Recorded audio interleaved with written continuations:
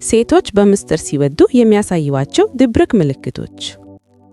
አንዲት ሴት በምስጢር ፍቅር ሲይዛት በምታሳየው ባህሪ ውስጥ አንድ አስደናቂና ምስጢራዊ ነገር አለ። ምክንያቱም አንተ እንደምትጠበቀው በጩኸትና በግልጽ ከመግለጥ ይልቅ ስሜቷ ብዙውን ጊዜ በሚታለፉ ትንንሽና ዝምተኛ ዝርዝሮች ውስጥ ነው የሚጠበቀው። በትኩረት ካልተከታተልከው ግን ከፊትህ የሚተረከውን ሙሉ ታሪክ ሳታውቀው ሊያመልጥህ ይችላል። እውነቱ ግን ይህ ነው። አንዲት ሴት ከልቧ ስትወድህ ሁልጊዜም በቀጥታ አትናገረውም። ይህን የምታደርገው ጨዋታ እየተጫወተችብህ ወይም ላለማሳወቅ ፈልጋ ሳይሆን እውነተኛ ስሜቶች ወደ ቃል ከመቀየራቸው በፊት በረቂቅ መንገዶች የመንቀሳቀስ ተፈጥሮ ስላላቸው ነው። አብዛኞቹ ወንዶች የሚሳሳቱት እዚህ ጋር ነው። ግልጽ የሆነ ኢዕትራስ ወይም ተናግራ እንዲነገራቸው ይጠብቃሉ። ቀጥተኛ ንግግር ይፈልጋሉ። ሁሉም ነገር ፍንትት ብሎ የሚታይበትን ቅጽበት ይጠብቃሉ። ነገር ግን ፍቅር በተለይም በመጀመሪያዎቹ ደረጃዎች እንደዛ አይሰራም። ይልቁንም ያንሾካሽካል፣ ይጠቁማል፣ በባህሪ ውስጥ ራሱን ይገልጣል። እነዚህን ድብቅ ምልክቶች ማየት ከተማርክ ግን አብዛኞቹ ወንዶች በማያውቁት መንገድ እሷን መረዳት ትጀምራለህ። የተደበቁ ስሜቶች አስቂኝ ሁኔታ።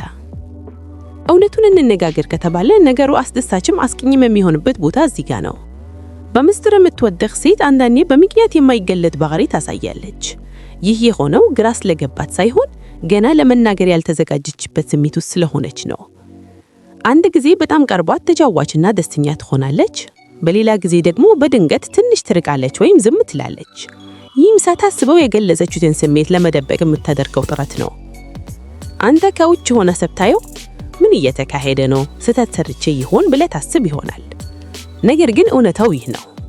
ምናልባት ትክክለኛ ነገር ሰርተህ ይሆናል።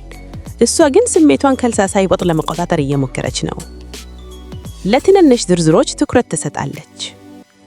አንዲት ሴት በምስጢር ስትወድህ ትኩረቷ ይለወጣል። ሌሎች የማይመለከቱትን ነገር ታያለች። የምታወራበትን መንገድ፣ የምትወዳቸውን ነገሮች፣ ሳታስበው የምታደርጋቸውን ትንንሽ ልምዶች። ነገሩን የሚገርመው ግን ማየቷ ብቻ አይደለም፣ ማስታወሷ ነው። ከቀናት ወይም ከሳምንታት በኋላ አንተ በንግግር መሃል ጣል አድርገው የረሳኸውን ትንሽ ነገር ታነሳዋለች። እንተም በግርምት እንደዚህ ይህን ሁሉ ልታስታውስ ቻለች ብለህ ትገመታለህ። መልሱ ቀላል ነው። ስሜት ባለው ቦታ ትኩረት ተገልቆናል። አይኖቿ ከቃሎቿ ቀድሞ ይናገራሉ። ሊመሰል ማይምችል አንድ አይነት አይን አመለካከት አለ። እይታ ብቻ ሳይሆን ስሜት ነው። በምስጢር ስትወድህ አይኖቿ ካስፈላጊው በላይ አንተ ላይ ይቆያሉ። ስታያት ደግሞ በፍጥነት ትሰርቃየች። ይህ የሆነው ፍላጎት ስለሌላት ሳይሆን ተያዝኩኝ በሚል ስሜት ስለሆነ ነው። በዛሽ ትንሽ ቅጽበት ውስጥ አንድ ትልቅ ታሪክ አለ። ምክንያቱም አላት ገና ያልተዘጋጁበትን ነገር አይኖች ይገልጣሉ። በተጫዋትነት ትቀልድብሃለች። እዚህ ጋር ነው ነገሩ ግራ የሚያገዝባውም ደስም ቢለው። የምትወድህ ሴት አንዳንዴ ትቀልድብሃለች፣ ትሰነኮታለች። ይህ የምታደርገው በክፋት ወይም ባለማክበር ሳይሆን ነገሮችን ሳታከብድ መሐላችሁ መክራረብ ለመፍጠር ነው። አንዳንዴ ቀልዷ ምንም ትርጉም ላይኖረው ይችላል፣ ስለ ትንንሽ ነገሮች ሊሆን ይችላል። ግን ዋናው ነጥብ ርዕሱ አይደለም፣ መስተጋበሩ ነው።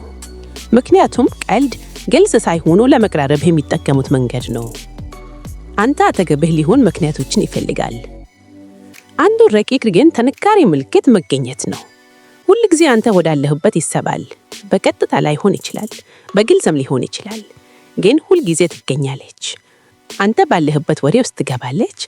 አንተ ባለህበት ቦታ ትመጣለች። ግንኙነቱን ካስፈላጊ በላይ ትንሽ ለማራዘም ትሞክራለች። በጥቅሌት ካየሃት አንድ ወጥ የሆነ ልማድ አለው። ምክንያቱም ሰዎች በተፈጥሮ ወደሚሳቡት ነገር ይጠጋሉ። አንተ አጠገቤ ሲሆን ትጨነቃለች፣ ለመደበቅ ብትሞክርም። ይህ በጣም ሰውኛ የሆነ ምልክት ነው። በራሳቸው የሚተማመኑ ሴቶች እንኳን ከሚወዳቸው ሰው ጋር ሲሆኑ ትንሽ ሊጨነቁ ይችላሉ። የሚገርመው ግን ይህንን ለመደበቅ ሞክራቸው ነው። ስለዚህ ግልጽ የሆነ ጭንቀት ይልቅ በትንንሽ ነገሮች ይታያል። የድምፅ ቅላጭሽ መቀየር፣ ትንሽ ማቅማቀት፣ ቶሎ ቶሎ መሳቅ፣ የሰውነት እንቅስቃሴ መቀያየር። በትኩረት ካልተከታተልከው ግን ሙሉ በሙሉ ሊያመልጥ ይችላል።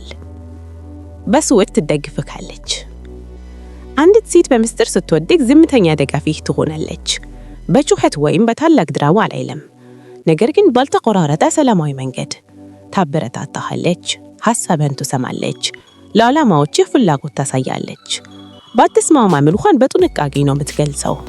ምክንያቱም ዓላማው አንተን መጋደል ሳይሆን አንተን መረዳት ነው። አንዳንዴ ግድ የላት ትመስላለች። ይህ ነው ወንዶችን በጣም የሚያሳስባቸው ክፍል። አንዳንዴ ልክ እንደማትወድህ ሆና ትታያለች። ስሜቷን ትቆጣጠራለች። እንደ ሁላችንም ሰው ትሆናለች።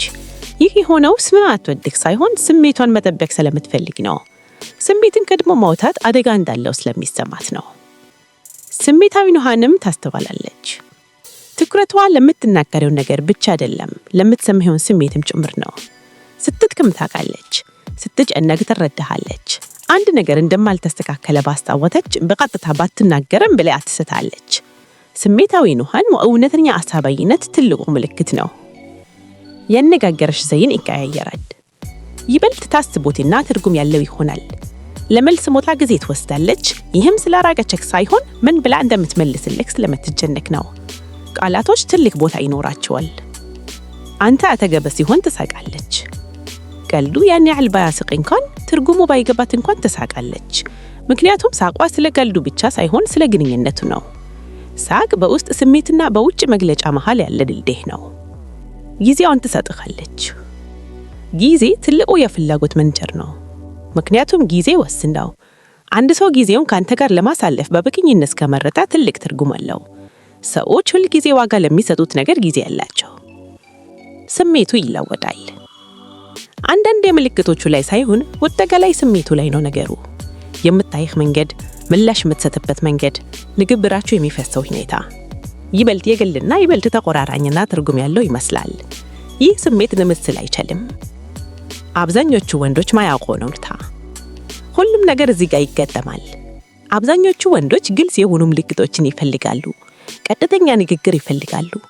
ነገር ግን እውነተኛ ስሜቶች በተለይም በመጀመሪያው ሰሞን ግልጽ አይደሉም። ረቂቅ ተደራርበውና ጉብስብ ናቸው። ግልጽ የሆነውን ብቻ የምትፈልግ ከሆነ እውነተኛው ታሪክ ታጠፋለህ። የመጨረሻ ታሪክ። በተመሳሳይ ሁኔታ ውስጥ ያሉ ሁለት ወንዶችን አስብ። አንደኛው ግልጽ ቃል፣ ቀጥተኛ ማረጋገጫና ማይቃደድ ማስረጃ ይጠብቃል። ሁለተኛው ግን ባህሪን ያስተውላል፣ ልማዶችን ያያል፣ ረቂቅ ምልክቶችን ይረዳል። ጊዜ ሲያልፍ አንደኛው ግራ እንደገባው ይቆያል፣ ሁለተኛው ግን መረዳት ይጀምራል። ይህ የሆነው እሱ ይበልጥ ብልህ ስለሆነ ሳይሆን ትኩረት ስለሰጠች ብቻ ነው። የመጨረሻ። ስለዚህ በሚቀጥለው ጊዜ በምስጢር ይወደኛል ሊሆን ብላ ስታስብ ለምትናገረው ነገር ብቻ አትስማ፣ ለምታደርገው ነገር እይ። ትንንሽ ነገሮችን አስተውል፣ ዝምተኛ ቅጽበቶችን ተመልከት፣ ረቂቅ ለውጦችን እይ። ምክንያቱም አንዳንዴ በጣም ጠንካራ ስሜቶች በማይጮሁ ነገሮች ነው የሚነገሩት፣ ግን በዝምታ ይታያሉ። እነዚህን ማየት ከተማርክ ግን አብዛኞቹ ወንዶች ማያውቁትን ነገር ተረዳለህ። ይህም ፍቅር ሳይነገር በፊት ሁልጊዜ ራሱን ይገልጣል።